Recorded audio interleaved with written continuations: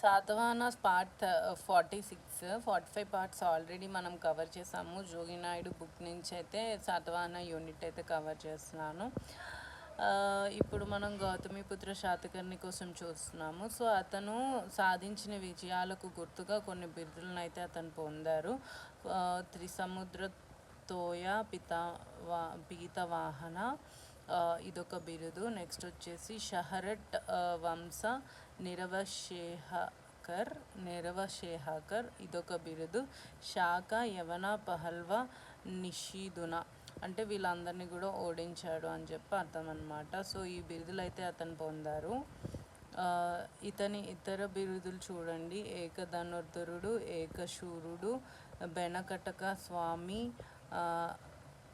ఆగమ నిలయ, Rajakeshava. Next పార్ట్లో చూద్దాం. Thank you.